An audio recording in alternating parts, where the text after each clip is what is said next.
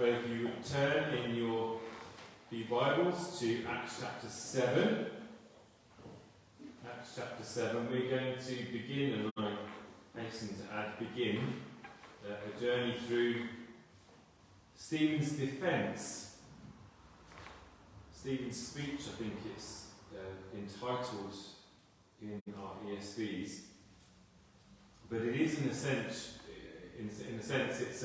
it's a legal defence.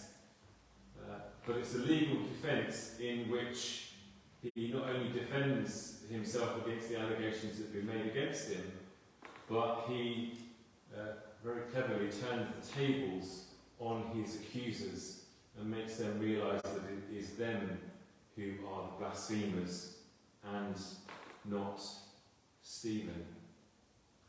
Well, we saw last time in Acts chapter 6, and last time we looked at Stephen himself, we looked at his character and his calling and his significance in the New Testament, despite the fact that his ministry is minuscule in terms of time. He's probably only a Christian for a matter of weeks or months, and his ministry has only been a matter of weeks probably, and he's then martyred, the first martyr. But as I said last time, the significance of ministry is not about length of ministry, it's about quality of ministry. And he had a phenomenal ministry. As somebody who wasn't an apostle but yet performed miracles, he wasn't a prophet but yet was a preacher, and he wasn't a deacon but yet he served. He's a transitional figure in the life of the church, and God richly blessed him as he faithfully served him. So last time, as we looked at Stephen the person, we saw that what he did, as well as seeing that the Hellenistic Jews were well cared for, was to go around the Greek-speaking synagogues in Jerusalem, and at this time there are probably hundreds of synagogues, I think about 500 from memory, in Jerusalem at this time. There's a lot of synagogues, isn't it? Some of them would have been Greek-speaking, not Hebrew-speaking or Aramaic-speaking, because, as I've explained to you before, the diaspora, the Jewish spreading around the known world, meant that there were some Jews who'd grown up speaking Greek. I was in my head, I was thinking, the Jews today who, don't know much Hebrew, they speak English. Hebrew is not their first language. Even if you go to Israel, you'll find plenty of people live in Israel for whom English is really their first language, not Hebrew. That's an aside. But today, you find lots of English-speaking Jews and Russian-speaking Jews if you went to Israel. Then it was lots of Greek-speaking Jews, and they had their own synagogues. And Stephen, the first named of the seven who served, was a Hellenistic Jew. He was a Greek-speaking Jew. And so it says in the end of chapter 6 that he went around these synagogues contending for the gospel. And it didn't go down too well, because they couldn't cope with him. Whatever argument they put forward for rejecting Christ, he countered.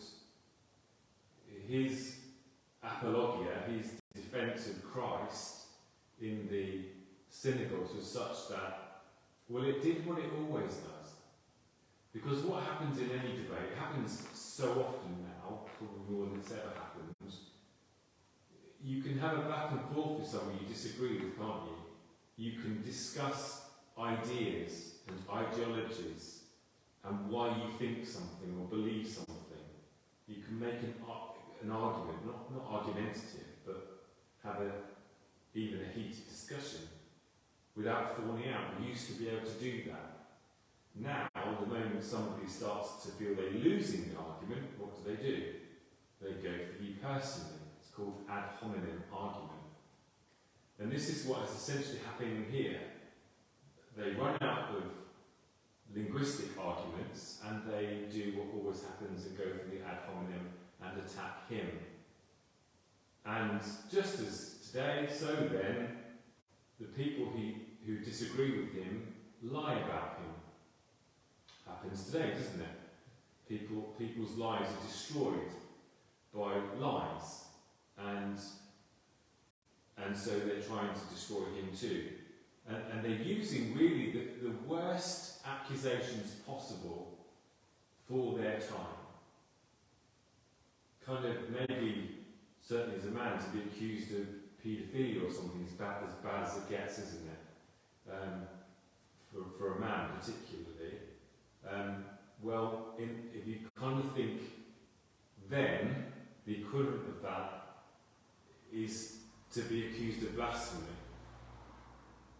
He was accused of blaspheming God, blaspheming Moses, blaspheming the law, and blaspheming the temple, a fourfold blasphemy. And that they were as bad accusations as it was possible for any person to withstand in that day. And the result of that was that he gets arrested and he gets put in front of the Sanhedrin, that ruling body, like the kind of, if you like, the High Court. You know, our Supreme Court has, I don't know how many it is, but several, isn't it, justices? Well, there were 72 of them who sat in judgment over people accused of various things that the Romans devolved to them to look after. Blasphemy was one of them, and so he is put before the high priest, and in verse 1, the high priest, who probably is Caiaphas was high priest until 36 AD, and so almost certainly this is Caiaphas, and you'll see in the ESV it says, "Are these things so?" That is literally guilty or not guilty. In Hebrew, that would have been the exact equivalent of saying to him, guilty or not guilty. Well, as you'll hear in a minute, he doesn't actually answer with a yes or a no, or guilty or not guilty.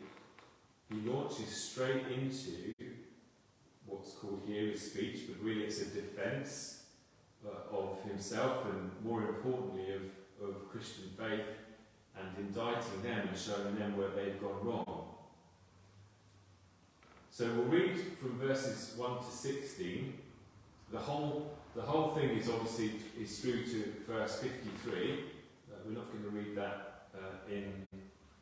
but I will read the end of it before I read the beginning of it, because this is to bear in mind, this is where we're leading to.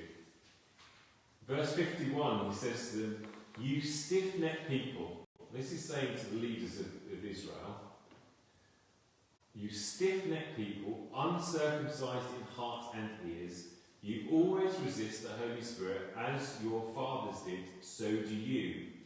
Which of the prophets did your fathers not persecute? And they killed those who announced beforehand the coming of the righteous one, whom you have now betrayed and murdered. So you who received the law as delivered by angels and did not keep it." That's not mincing your words, is it? This is where we're heading. All of what we're about to read in this week, next week, however long it takes us, is leading to this overt indictment.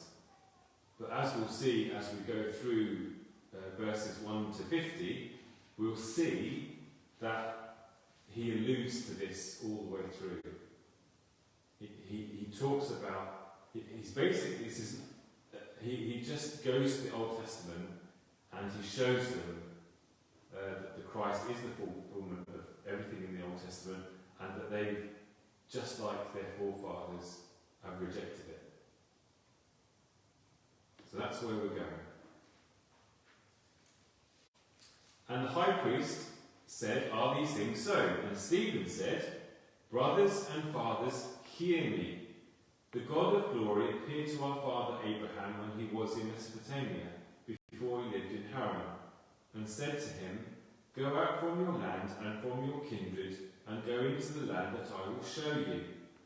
Then he went out from the land of the Chaldeans and lived in Haran. And after his father died, God moved him from there into this land in which you are now living. Yet he gave him no inheritance in it, nor even a foot's length, but promised to give it to him as a possession and to his offspring after him, though he had no child. And God spoke to this effect, that his offspring would be sojourners in a land belonging to others, who would enslave them and afflict them 400 years. But I will judge the nation that they serve, said God, and after that they shall come out and worship me in this place. And he gave him the covenant of circumcision, so Abraham became the father of Isaac, and circumcised him on the 8th day, and Isaac became the father of Jacob, and Jacob of the 12 patriarchs. And the patriarch, jealous of Joseph, sold him into Egypt. But God was with him, and rescued him out of all his afflictions, and gave him favour and wisdom before Pharaoh, king of Egypt, who made him ruler over Egypt and over all his household. Now there came a famine throughout all Egypt and Canaan, and great affliction, and our fathers could find no food. But when Jacob heard that there was grain in Egypt, he sent out our fathers on their first visit. And on the second visit, Joseph made himself known to his brothers, and Joseph's family became known to Pharaoh. And Joseph sent and summoned Jacob his father and all his kindred, 75 persons in all. And Jacob went down into Egypt, and he died, he and our fathers, and they were carried back to Shechem, and laid in the tomb that Abraham had bought for a sum of silver from the sons of Hamor in Shechem. Well, I don't know how familiar you are with that biblical account from Genesis. Maybe you were reasonably familiar with it. I would go as far as to suggest that most Christians wouldn't be. If you were making a defence of the Christian faith for yourself, this is not where you would start now. You would maybe do as Paul does. We're going to see in about 10 chapters' time that when Paul makes a defence of the gospel, when Paul is evangelising unbelieving Gentiles, he begins with creation. He begins with what's known as general revelation. That basically, hello, look around you, it's obvious there's a God, which is obviously rejected now. But that's a better place to start maybe than the Old Testament, which people have no clue about. He starts where the unbelievers he's dealing with are. Here, Stephen starts at a place of commonality. He starts at a place where, well, we all agree on this.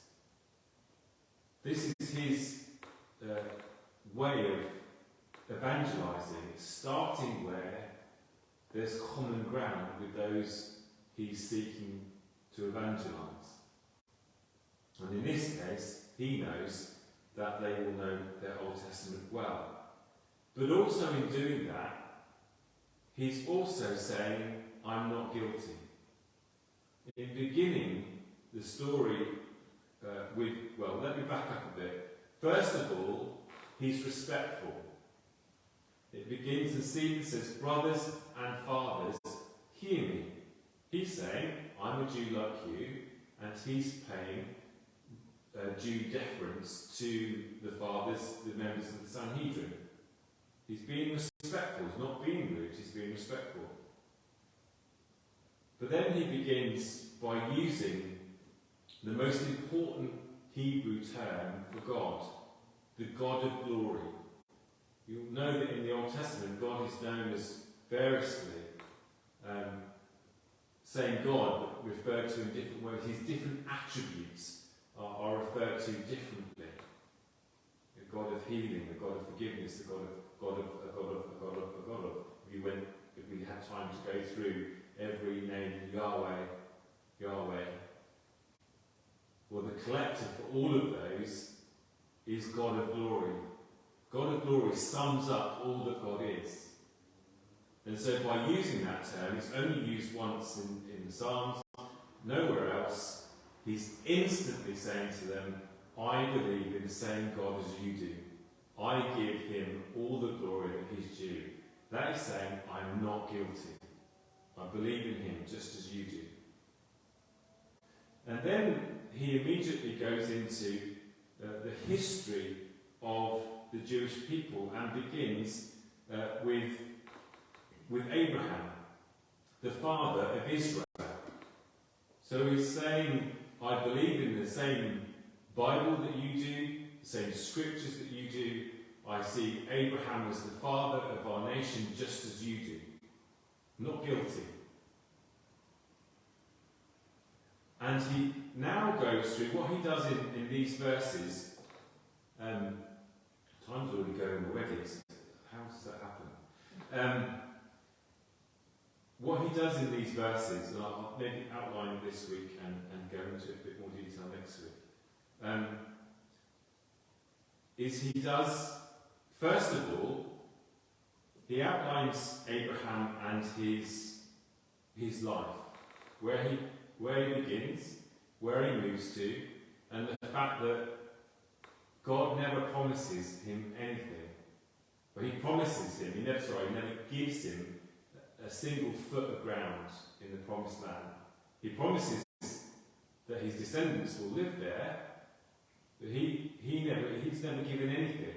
He's promised. And what we see is the promises belonging to Abraham, and that Abraham acts out of faith.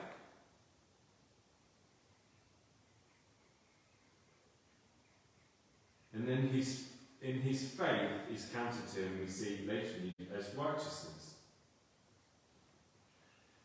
However, his offspring not so much.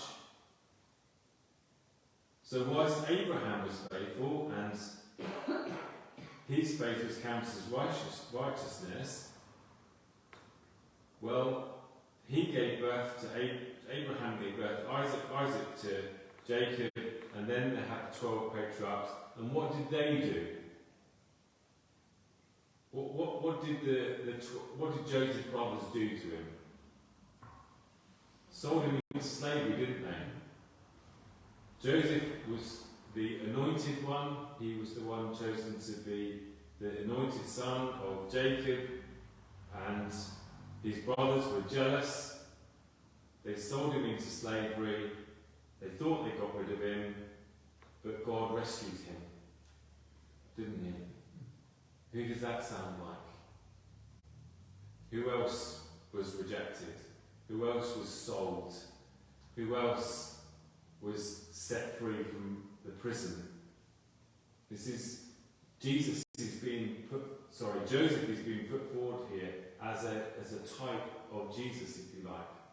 So similarly it happened to Jesus, so Joseph went through the same thing. He was the anointed one. He was sold into slavery. He was imprisoned, but yet he was set free and he was crowned. If you like, he was made Prime Minister over all Egypt. He was set free. And so, as the Lord was imprisoned in his death, so in his resurrection, he was shown to be the anointed one.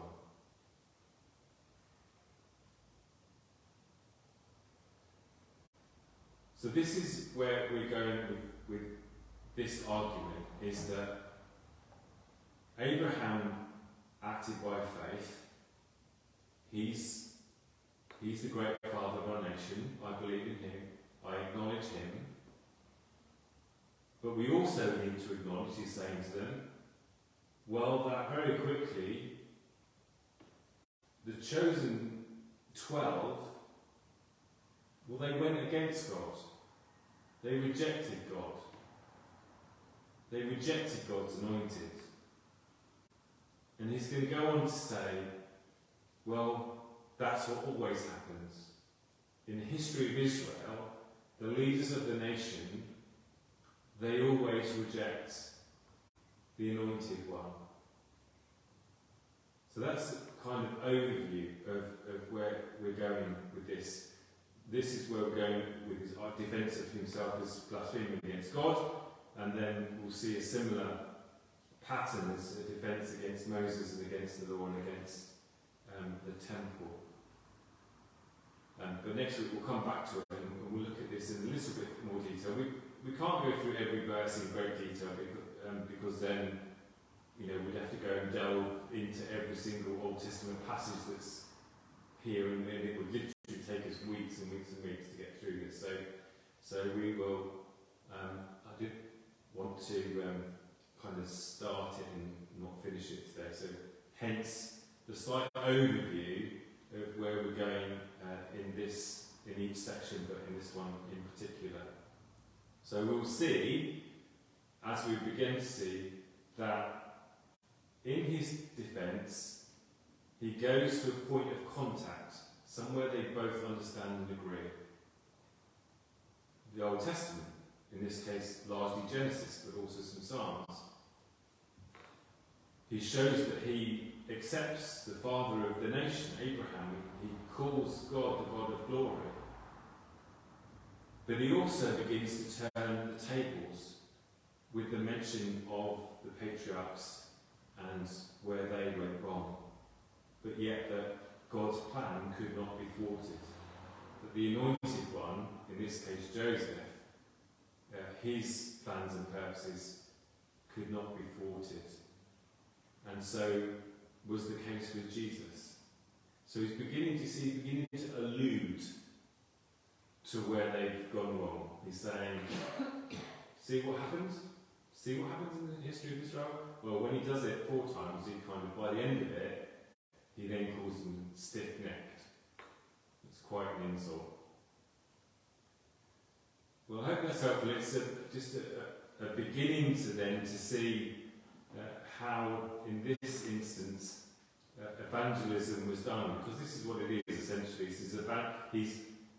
Peter's had a go, now Stephen's having a go, evangelising the Sanhedrin. Eventually Paul will have a go too. None of them get terribly far because they're stiff-necked, and people don't want to receive the gospel. There's nobody in hell who didn't want to be there. There's nobody in hell who wanted to be in heaven. You realise that? Because everybody there has chosen not to believe. Even in the face of overwhelming evidence, people will still not believe. And that's the reality of these people. In the end, they stoned Stephen to death. Despite these very eloquent words, they stoned him to death. Because their personal pride means more than receiving Jesus as Saviour. But that doesn't mean to say that some won't, of course. And so we can still learn lessons from how he presents the gospel.